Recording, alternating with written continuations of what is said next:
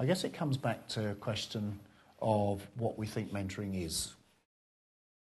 You know, having someone who's had more experience than you, possibly, I don't know if that, you know, is actually right, but to actually help and guide you through issues and problems you're having. Okay. To speak to someone as a sounding board, really, to kind of run problems by, and preferably, from where I'm sitting at the moment, that would probably be better coming from someone who's actually had experience of something similar, so we can actually use their advice and their guidance. Maybe I don't know, maybe I'm being a bit too rigid about, you know, the mentor being more experienced than the mentee.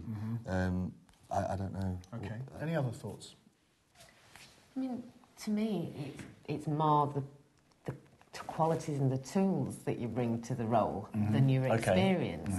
Personally, I think it's drawing on what I see as a bit of a personal skills toolkit to sort of guide and support. So, and it's, I mean, I hate to use the phrase, and I know it's in there somewhere, but it's this critical friend thing, isn't it? Yeah. It's sort of being supportive, but I think, but as well, I think sometimes having the confidence to be constructively critical as well. I mean, you can't help somebody to improve or to move on if you don't give them sort of areas where they might need to improve or get better. But I don't know about the experience thing. I'm not as convinced myself, to be honest.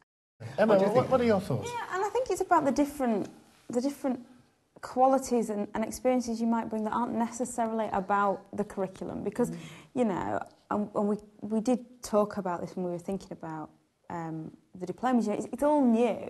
It's all new to us, and we've ended up, you know, as the public services, you know, diploma group by kind of some tenuous links almost, you know. So I don't think any of us will profess to be experts in this area. So I think it's not so much about the experience you've totted up, but the skills that you've got as an individual that you can bring. And I think, you know, when someone asked me, you know, who else can we bring to these discussions? I mean, Glenn always comes to mind because he's got more enthusiasm than anyone we know. And actually, that's what we need to drive this agenda forward. So I'm not so worried about experience. And you've got current hands-on experience. You're teaching a diploma right now. I mean, if that's not the best experience we need, neither of us are.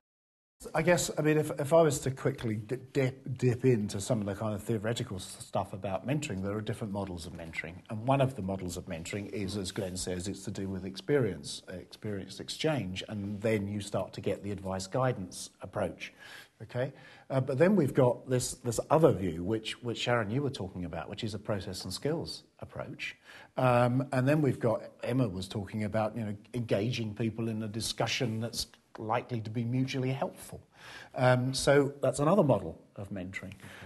In terms of what you create amongst your mentoring group is very much up to you. It's your choice as to what kind of group. You will get the kind of mentoring that you create for yourselves. Okay. I think it'd be nice as well to have a safe environment to bounce some ideas around as well. Yes. I think because we're working with such new curriculum and new ideas, you know, having a safe environment to just test out and someone to say, actually, that's a terrible idea. Yeah. You know, or the kids will hate that and know that it's a safe place to do that. I think that's another valuable... Okay, and that's why confidentiality becomes important, because people kind of expose their concerns in these situations and they want to feel as if they do it safely. So what are your thoughts now, Glenn? Well, it's made me reflect on kind of my current attitude about, you know, this mentor-mentee relationship being quite fixed, actually. And in my experience, you know, through teacher training and stuff, that it was always someone more experienced, and you know, and I've had this very kind of fixed idea about what mentoring is. Okay. But it's actually made me kind of think differently now, having listened to what both yourself and Emma and Sharon have said. So maybe it's not a barrier because you might not be as experienced. Maybe it is about your experience and your skills, definitely. That's really good. There's a shift has gone on in the room. Definitely. I was very, like I say, just very close-minded about what mentoring was.